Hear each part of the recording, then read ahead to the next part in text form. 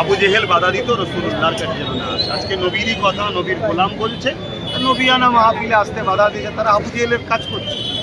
কথা বুঝে আসছে। তবে আপনারা যাকে মস্তান মনে করছেন, আপনারাই যাকে মস্তান বানিয়েছেন।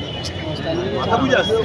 জালিম তখন পর্যন্ত মস্তান হয়ে থাকে যখন মানুষ তখন ভয় করে। বলুন। 21 সালে হসপিটাল করার কথা বলেছিলেন, সেটা তো হলো না, ওই নিয়ে কটাক্ষ করছে বিরোধীরা। আমাকে তো এই তো সবাই মিলে বললো না, আমরা বুঝি, আমরা জানি আপনি কেন করতে পারেন না। সবাই বললো ঠিক আছে, আমি মানুষকে বলে দিয়েছি সব ব্যাপারটা, আপনারা নিশ্চয়ই রেকর্ড করেছেন। এখানে আমাদের ওই কি বলে রাহিনুর রয়েছে, আর আমাদের শিকারী, এদেরকে জিজ্ঞেস করবেন, উত্তর পেয়ে যাবেন। আমাকে করতে দেওয়া হয়নি। জায়গা যদি না দিতে চায়, কেউ জায়গা দিতে তাকে যদি হুমকি দেয়, আমি করবো। 1 নম্বর। দ্বিতীয় নম্বর কথা হচ্ছে, 5টা বছর যেভাবে আমাদের উপর জুলুম হয়েছে, মানুষের কেস কামারি উদ্ধার করা, আমার পঞ্চায়েত ভোট, বিধানসভা, লোকসভা ভোটে কত জুলুম হয়েছে, সেই নিয়েই পেরেশানে ছিলাম, সবই তো জানেন। সেই জায়গায় রাজ্য সরকার কত অর্ডার করে, রাজ্য সরকার বলছে হসপিটাল করেছে, তারপরে এখানে কতগুলো হসপিটাল রয়েছে, সেগুলো কি উন্নতি করেছে? সে আমারটা নিয়ে শুধু কথা উঠছে কেন? তার জন্য ভাঙড়বাসীর কাছে আজকে এসেছিলাম। তারা তো প্রশ্ন করেন, আমি নিজেই প্রশ্ন করেছিলাম, করে বললাম তো, তারা বললো যে না, আমরা ওটা কিছু মনে করছি। 21 সালে আপনি দলের প্রতিষ্ঠাতা, 21 সালে আপনাকে ভোট প্রচারে দেখা গিয়েছিল আইএসএফের ব্যানারে। তখন কেউ উপযুক্ত ছিল না, তখন নওশাদকে কেউ চিনত না, নতুন দল তো, তাই একটু প্রচার করে দিয়েছিলাম। আজকার প্রয়োজন নেই, তাই আসিনি। 26 বিধানসভা নির্বাচন, এই বিধানসভা নির্বাচনে কি কি প্রতিশ্রুতি থাকছে আপনার? সেটা যারা লড়ছে তারা প্রতিশ্রুতি।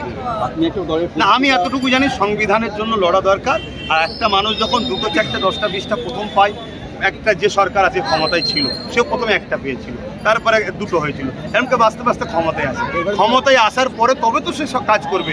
আমি ভেবেছিলাম হয়তো ভাঙড়ে আমি আমার যেটা কথা দিয়েছিলাম, জিতলে হয়তো দিতে পারবো, কিন্তু যে বাধা হয়েছে সেই জায়গায় তাদের যে হ্যান্ডবিল আছে, যারা রাজনীতিতে এবারে প্রতিদ্বন্দ্বিতা করছে, নওশাদের কাছে গেলে সে আরও বেশি করতে পারবে।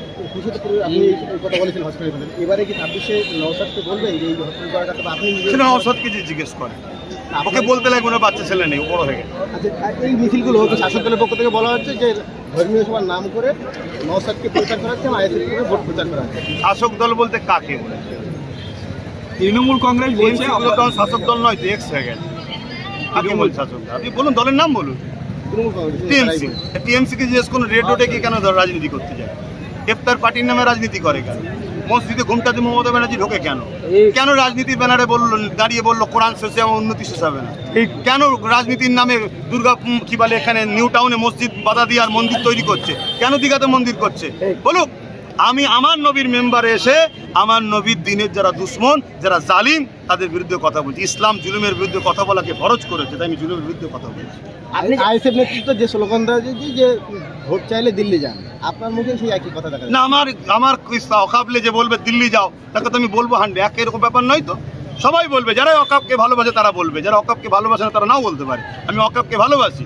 আমার অকাবের আন্দোলনের সময় আপনি বলেছিলেন দিল্লি চলে যান, তা আমি বলবো না এখন? আমার দিন এসেছে যে আপনি ভোট চাইবেন না, আপনি দিল্লি যে চলে যান। দিল্লি যে চান, ভোট নেবেন বাঙালির, আর আন্দোলনে দিল্লি দেখাবেন। আপনার মতো এই দ্বিচারিতা মানুষকে এই সুযোগই তো বলতে হবে।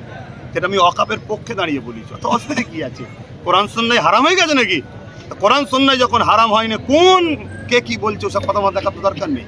যে শওকত মোল্লাকে আপনি বলেছিলেন জাহান্নামের কুত্তা, তিনি আগে তার পাশে বসে একজনকে বলছে আহসান বলে, তাকে বলছে যে আল্লাহ বলে দাবি করছে। কি বার্তা দেবেন আপনি?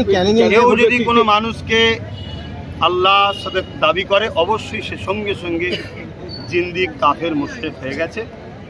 এ অনেক আগে থেকেই আরও অনেকে করছে। আমি একটাই কথা বলবো, আমার আল্লাহ নিয়ে, আমার দিন নিয়ে, আমার ইসলাম নিয়ে এত ব্যঙ্গ করা হচ্ছে, এর জন্য দোষী আমরা মুসলমান, আমরা দোষী, আমরা সচেতন নয়, তাই ওরা রাজ ক্ষমতা নিয়ে আমার দিলকে মিটাচ্ছে।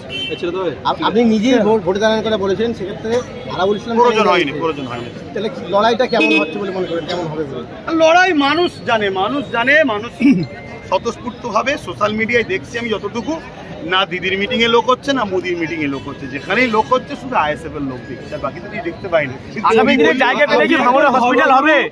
আগামী দিনে জায়গা পেলে কি ভাঙড়ে হসপিটাল হবে? আপনার জ্ঞান আছে, নলেজ আছে, তো সুতরাং এই যে বিধানসভা নির্বাচনে ভাঙড় এবং ক্যানিং পূর্ব কতটা ফলাফল করতে পারে, বা আইএসএফ কতটা ফলাফল করবে এইবার? দুটো জায়গাতে ইনশাআল্লাহ জিতবে, যদি নির্বাচন কমিশনার চুরি করার সুযোগ না দেয়। ধন্যবাদ। ঠিক, ধন্যবাদ।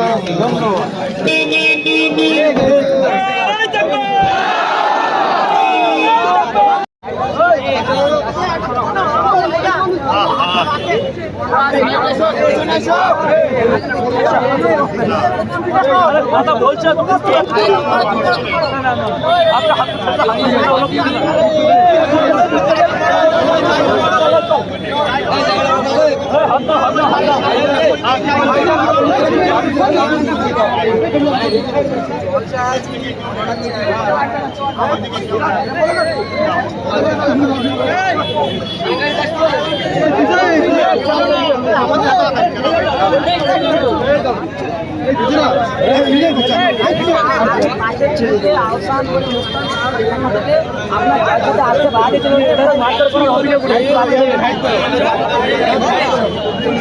যারা দিনই আলোচনার মাহফিলে বাধা দেয়, এই ইতিহাসে আছে যখন নায়ের কথা ইনসানের কথা মানুষ দিনের কথা যখন শোনাতেন তাকে বাধা দিতেন।